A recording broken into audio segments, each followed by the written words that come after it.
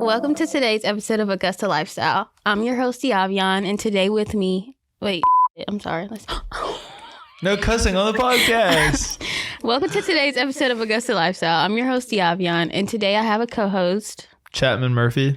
And today we will be interviewing Chapman on a day-to-day experience of a student athlete. We do want to preface this by saying that he's a high school athlete. He does not play on the college level, but we think that it's still important to hear about what it is that he does or has experienced day to day. Okay, let's get started. So Chapman, when did you start playing sports? I started playing sports at a really young age. Football, or I started off with t-ball, but then I got really tired because I was terrible at t-ball and decided to play soccer. And so then I got into soccer, which naturally got me into football. And so then later I started playing basketball. So probably around third grade is when I started playing football and everything. Would you say that you preferred one sport over the other? As far as watching goes, I would definitely prefer to watch football, but I definitely preferred to play baseball. Okay. And you said you started that in what grade? I played t-ball, but then I quit, and then I didn't pick up another baseball again until I was a freshman in high school. And did you play for the team by any chance? Yeah, I played for my high school, which was Westminster Schools of Augusta. So what was that process like as far as tryouts and getting on the team? How did you do that? Well, it was really different for me because, all in middle school and all in elementary school and everything, I played soccer. After I quit baseball, I switched to football and soccer and basketball. But then when I got to high school, I switched soccer to baseball, but still played football and basketball. So, I kind of already had an idea of what it was like to be a high school athlete, but I didn't really know anything about baseball. I was brand new to the game, and it was just a lot of trial and error. Okay.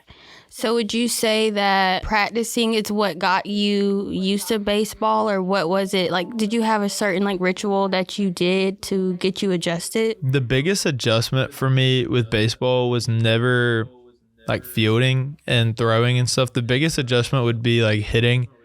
So hitting was definitely a big thing that I had to practice all the time because it's just not natural for somebody who hadn't played in so long. But the throwing came pretty naturally to me because I was in football, I played quarterback. So, the throwing was pretty natural. Okay. So out of all of your years of playing, do you have a time where something it was just a really huge game or a really huge accomplishment during a game? Do you have anything like that? In baseball? Yeah. So baseball, my first accomplishment, I would say, was my sophomore year. My freshman year, I didn't get a whole lot of playing time because I wasn't good. I was a backup. We were really good my freshman year, and our season got cut short by COVID. But my sophomore year, I got to play a lot, and I struggled really to start the season. But then at the very end of the season, I got my first career hit. And that was and it was against the team that would go on to win the state championship. So it was a really big moment for me to get my first career hit.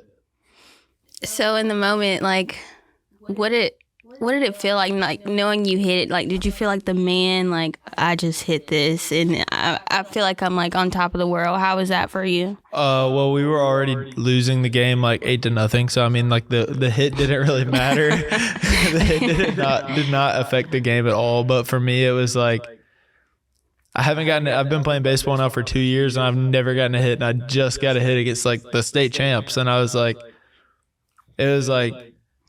was a weak hit. It probably should have been an out, but it was a hit nonetheless, and I was so happy.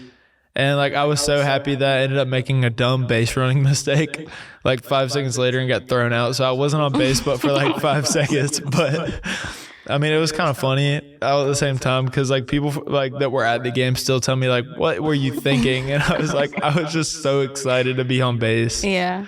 I mean, so obviously you got into the swing of things, no pun intended, and you saw some success.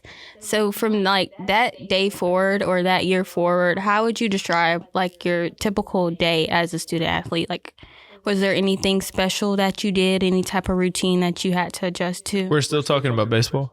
Correct. Okay. Yeah. Because for football, it was completely different. I don't know if we get onto that later, but for football, it was completely different. But baseball, it was more so like we didn't have lights on our field, but we have like a really, really nice field, but we don't have lights for whatever reason. So all of our home games were like really early. So, but for like a typical home game day, we usually play it at like 4 o'clock. In the morning? No, PM. With no lights? 4 o'clock PM? Yeah. Yeah. How long does a game last? Usually like 2.5, 3 hours. Okay. I was thinking that you were just playing in the dark. Okay, I'm sorry. No, so we would first pitch would usually be about 4:30. So basically like the whole day is like just leading up to that day, like that moment. So go to your classes, and the way our schedule was formatted, it was 2 classes early in the morning, and then school started at 8, and then you'd have 2 classes early in the morning, and then you had like a programming period, which is like your clubs and everything, and then after clubs you had like one long period right before lunch, so it was like an hour and a half, and but usually it was like class half of it, and then like a study hall the second half, which was really helpful. And then after that, you would have lunch, and then we would typically go to one class after lunch, and then usually about 2:15, 1 o'clock, 2:15, somewhere in between there, just it depended. We would head down to the baseball field and get dressed and get the field ready for the game. Our baseball facilities, other than the field, were not really nice. So our locker room was like really small. It was called the Tower, is what we called it. Mm-hmm. It was like it was probably honestly smaller than the room we're in right now.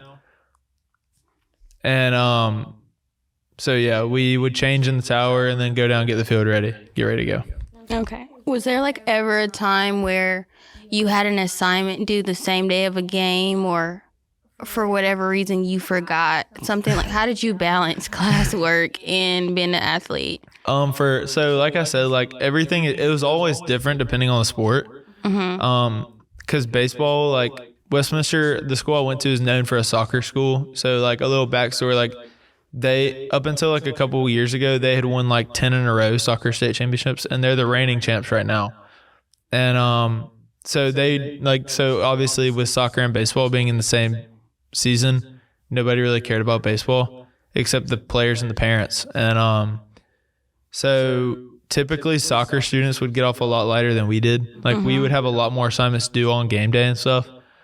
But like I said, like typically we missed our last 2 classes of the day, and we would always have to go back and make those up, and it kind of sucked, but at the same time it was like you're playing baseball, like right. But I mean, there were definitely times where you would have like tests and stuff on the day, or like an essay due on the day of the game, or you'd have one due on the night of like after the game at midnight, and it'd be like you have to go play like a 7-inning baseball game, sometimes longer, or you'd have to come back from out of town because our region was scattered all throughout South Georgia, and you'd get back at like 11 o'clock and have an essay due at midnight, and you're like, I have 1 hour to like finish up this essay. Yeah, like, that sounds crazy. But our school was very lenient and very good to us as far as like time stuff goes. Like if you got back past like 11:30 from a game, then you didn't have to come in until like lunchtime the next day.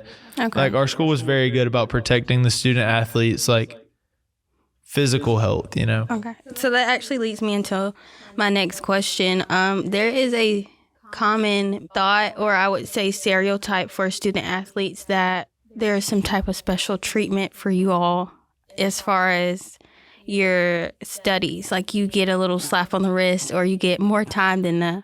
I would say that it depends on the sport. Really? It depends on the sport. So you're acknowledging that? I mean, to an extent. Like, I'm not going to say that there's not any. I mean, Westminster was an academic first school. Like, they are they were when I was there, and they still are the top rated like academic school in the CSRA. So I mean, they don't take academics lightly, and academics obviously come above athletics, but at the same time, there was a little bit of resentment from the baseball players, especially because we felt like the soccer players got off easy. In what ways? You want to go into that? Well, we just felt like on days that they had games, they didn't do anything like all day. And like we had to go to all these classes.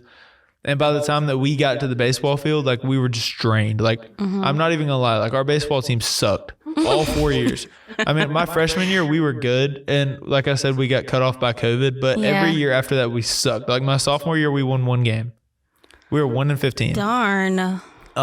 But it was definitely coaching to an extent, and it was definitely players weren't good and weren't doing their job. But to an extent, it also felt like, resources maybe. Oh yeah, that too. But to an extent, it really felt like when we got to the field after school, we were just so drained that like we didn't want like. So there was no balance, really. Sounds like. No, it was more of like a heavy academic load and like a heavy athletic load at the same time. Like it was really, really hard to balance things. Some were better than others, but most people were just exhausted by the time we get to the field. And like, you're happy to be playing baseball, but really all you want to do is just curl up and go to sleep. Like that's really all you want to do. Okay. So let's just transition a little bit. Do you have any idols in the baseball industry that you just really look up to and want to emulate one day? Yes, 100%. I wouldn't call him an idol, but he's definitely my role model. Everybody says he's overhyped, but he is not. Don't listen to the haters. Derek Jeter is the greatest baseball player of all time. I love Derek Jeter. Why? Because he's just my favorite. Like I've always loved Derek Jeter. His quiet personality, and he was just always like consistent. Like he would either be consistently bad sometimes, or he'd be consistently really like insanely good. Like Derek Jeter is the greatest baseball player of all time. Everybody talks about Babe Ruth this, Babe Ruth that. Okay, let's not slander Babe Ruth. Babe Ruth was also facing like 40 miles an hour. Like if Babe Ruth faced like a 90 mile an hour fastball, he would probably like crap his pants. Like you sound like a hater a little bit, but okay. I do not, and I don't like old baseball. Like Derek Jeter is the GOAT.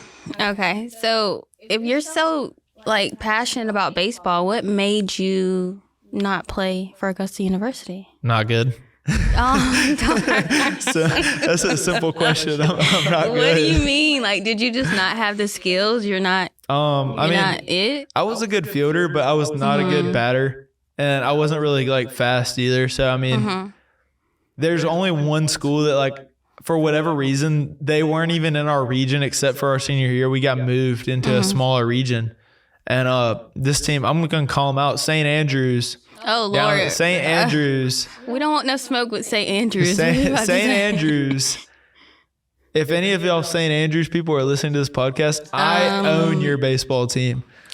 Like, we do not support the comments of Chapman, okay? We love everyone. So I know that you didn't have a great lasting career, but do you have any advice for the younger athletes or anybody that's interested in getting into sports? Is if you can really figure out how to slow the game down in your head, then you can play at any level. I want to thank you for talking about your life experiences on the podcast. We do want to make a disclaimer that all statements made in this episode are opinions of our own, and we have no affiliation with Augusta University.